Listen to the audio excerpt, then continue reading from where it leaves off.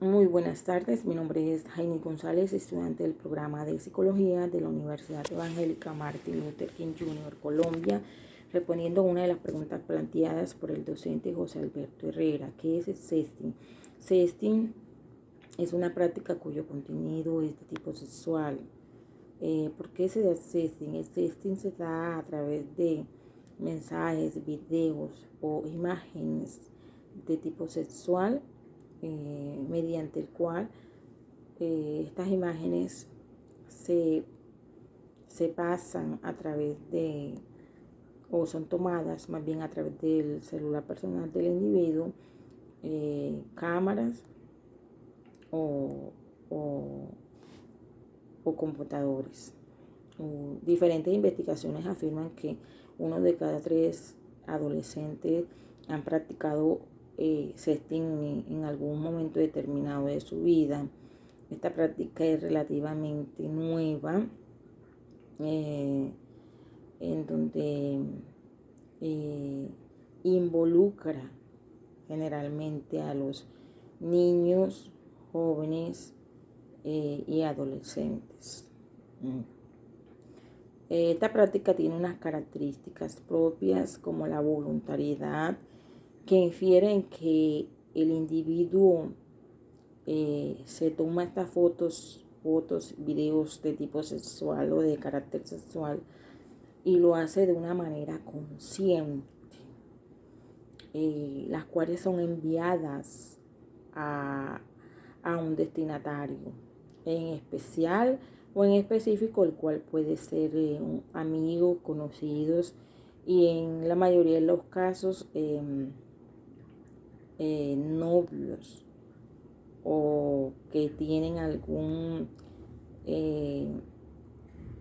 sentimiento o que tienen alguna relación más bien sentimental con la persona que está enviando estas imágenes. Otra característica propia del sexting es que es de carácter sexual. Esto infiere en que las imágenes siempre van a ser de la persona en condición desnuda, semidesnuda, y también mostrando sus partes íntimas. Buenas tardes, mi nombre es María Angélica Garavito Muñoz, estudio en la Universidad Martin Luther King, curso el séptimo semestre en Psicología. A continuación les vengo a hablar sobre las conductas sexuales. La conducta sexual es un comportamiento que puede presentarse en cualquier etapa del ciclo vital del ser humano. Son todas aquellas las actividades de una persona que una persona puede realizar de manera individual, en pareja o incluso un grupo de personas, donde los individuos expresan su sexualidad como masturbación, estimulación oral genital, que sería sexo oral, relaciones pene-vagina, que sería sexo vaginal, estimulación o penetración anal. Conducta sexual en los niños. Los niños muy pequeños y los preescolares menores de 4 años son naturalmente poco recatados y pueden exhibir abiertamente, a veces de manera sorprendente, su curiosidad acerca del cuerpo y las funciones corporales de otras personas, como tocar los pechos de las mujeres o querer mirar a los adultos en el baño. Es también muy común que los niños quieran estar desnudos aunque los demás no lo estén, y quieran mostrar y tocarse las partes privadas en público. Los niños tienen mucha curiosidad sobre su cuerpo y puede que descubran rápidamente que tocarse ciertas partes del cuerpo les produce una sensación agradable.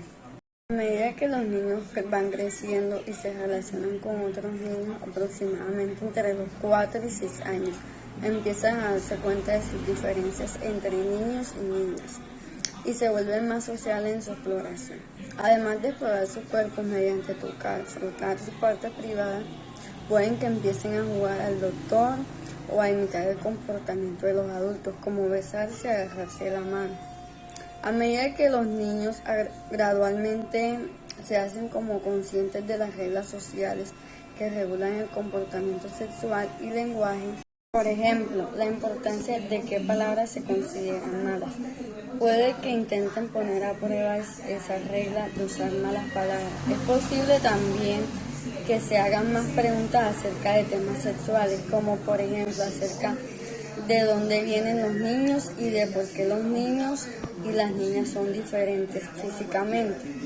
Conductas sexuales en los adolescentes. Adolescencia temprana de 10 a 14 años de edad y tardía de 15 a 19 años de edad. En la adolescencia temprana aparecen los caracteres sexuales secundarios, hay fantasías sexuales, preocupación por los cambios puberales e incertidumbre sobre la apariencia. Es un periodo de turbulencia con gran ambivalencia afectiva. En la adolescencia media y tardía aumenta la experimentación sexual y hay cambios impredecibles de conducta, así como sentimientos de invulnerabilidad. A esto se une que las conductas sexuales de los jóvenes se dan cada vez con mayor precocidad, de manera que comienzan a tener relaciones sexuales con penetración a edades más tempranas que sus iguales de hace varias décadas. Esta precocidad, cada vez mayor en el comienzo de las actividades sexuales, ha hecho que se reste especial atención a las conductas sexuales de los jóvenes, ya que se estima que un inicio temprano está asociado con un mayor número de parejas sexuales, relaciones sexuales no planificadas y múltiples parejas sexuales ocasionales, todo lo cual incide en un incremento del riesgo de adquirir infecciones de transmisión sexual. La adolescencia es una etapa de cambios extraordinarios y significativos de muy diferente naturaleza, que facilitan unas condiciones en las que nuestros jóvenes tienden a experimentarse más riesgos y por consiguiente se dan situaciones de peligro, que en otro momento de la vida. En la sociedad actual estos riesgos se multiplican debido a los cambios sociales espectaculares sin duda acontecidos en las 3 últimas décadas. En el caso de los jóvenes, los cambios efectivos y referidos a sus conductas sexuales tienen una especial significación con esta etapa evolutiva. Consideramos que una buena parte de los jóvenes no está adecuadamente capacitado para afrontar de manera positiva los riesgos afectivos y sexuales que inevitablemente van a tener en su vida y en la sociedad en la que les ha tocado vivir. Y ello en base a las siguientes consideraciones. Nos guste o no estamos de acuerdo o en desacuerdo en el momento actual con nuestros jóvenes. Tienen más relaciones sexuales cada vez más pronto y con más personas y además por encima de la media nacional. Este hecho afecta a chicos y chicas, si bien las vivencias y las consecuencias se perciben de manera distinta según el sexo. De hecho, está aumentando una patología emocional que provoca un gran sufrimiento en algunas chicas y que se caracteriza por un poderoso enganche efectivo. Dada su dificultad para separar los efectos de la actividad sexual, circunstancias, esta que no parece observarse con tanta claridad en los chicos, en general estas relaciones sexuales suelen hacerse en condiciones poco adecuadas, tanto de actitudes y expectativas previas como de espacios y de intimidad, siendo usual consumir sustancias estimulantes. Incluso nos encontramos cada vez con más jóvenes que toman estimulantes sexuales concretos cuando han ligado para dar la talla y no desaprovechar la oportunidad después de toda una noche de consumo de alcohol y drogas. 3. La inmensa mayoría de los estudios de investigaciones disponibles resaltan la asociación entre estas primeras relaciones sexuales y el incremento de embarazos no deseados, aumento de la ingesta de píldoras poscoital, contagios de infecciones sexuales y aumento de patologías en conducta sexual y difusiones sexuales. Vivimos cada vez más en una sociedad erotizada, donde la sexualidad comercial está omnipresente. Con internet, la pornografía más sofisticada ha entrado a nuestros hogares y está accesible a cualquiera sin ningún tipo de control. Los chats y las redes sociales han provocado cambios extraordinarios en las relaciones y las costumbres sexuales, sociales en particular de los adolescentes. Si un joven ha visto únicamente películas de conducta sexual de carácter pornográfico, lo normal es que piense que las relaciones sexuales son así y que en su primera relación cabe esperar que él se comporte de una manera similar a la película. Sin embargo, la realidad no tiene absolutamente nada que ver con esa película, por lo que estas primeras relaciones suelen resultar esencialmente frustrantes. Cada vez hay más consumo de estos modelos y en no pocos casos una cierta adicción. Nuestros jóvenes son grandes consumidores de estas nuevas propuestas y nada podemos hacer por controlar el mercado de pornografía. Probablemente lo único que podemos hacer es capacitarles para que controlen su adicción. Esto no se hace y las consecuencias para el futuro pueden ser dramáticas. Circunstancias estas que deberían preocupar muy seriamente a la agencia educativa, que en los últimos años están dando muestra de una dejación absoluta en las cuestiones referidas a la educación sexual. La crisis económica ha hecho que los apoyos a las intervenciones educativas en estas áreas son los primeros en desaparecer. 6. Los datos disponibles indican que en la mayoría de las familias y de los centros educativos no se abordan estas cuestiones de manera adecuada. Sabemos que en la familia dos de los temas que menos se plantean son el sexo y el consumo de alcohol y de sustancias estimulantes. Estos son uno de los temas más importantes que se deberían de tocar en las aulas educativas y en el hogar. 7. Hay un acuerdo generalizado entre los especialistas en salud del adolescente en destacar la asociación que existe entre el consumo de drogas y el alcohol. Ambos consumos extraordinariamente importantes e imparables, y las relaciones sexuales de riesgos.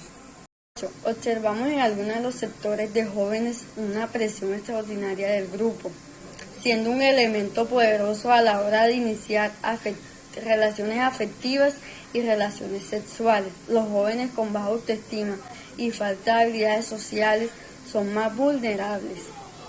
Los jóvenes tienen ganas, tienen deseos, tienen hormonas, se apasionan, se excitan, se enamoran y el sexo los atrae intensamente, y características que no van a volver a tener más en su vida. 10. Y por último, una parte importante de los jóvenes no disponen de los recursos necesarios, informativos, formativos, habilidades, etc., para afrontar positivamente las situaciones de riesgo que en su vida cotidiana de manera inevitable van a derivarse de sus primeras relaciones afectivo-sexuales. Por otra parte, no pueden decirse que estas primeras relaciones para muchos de ellos o ellas sean una experiencia gratificante, que disfruten de manera agradable, que sean resultado de una decisión libre y que las tengan en las condiciones más adecuadas.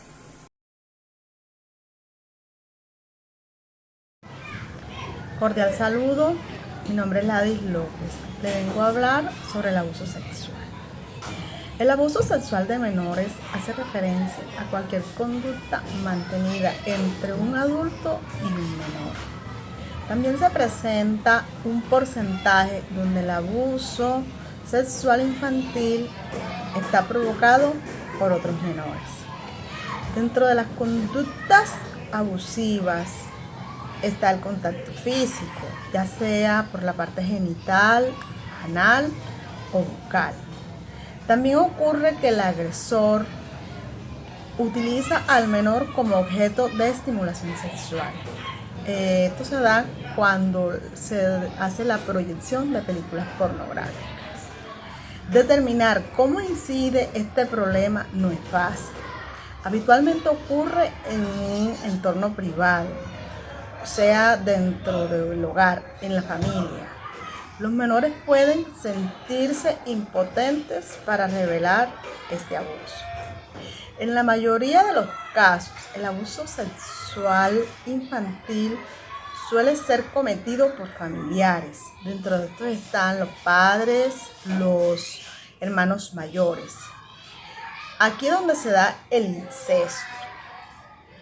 O también puede pasar con personas relacionadas a la víctima, como los profesores, entrenadores o monitores.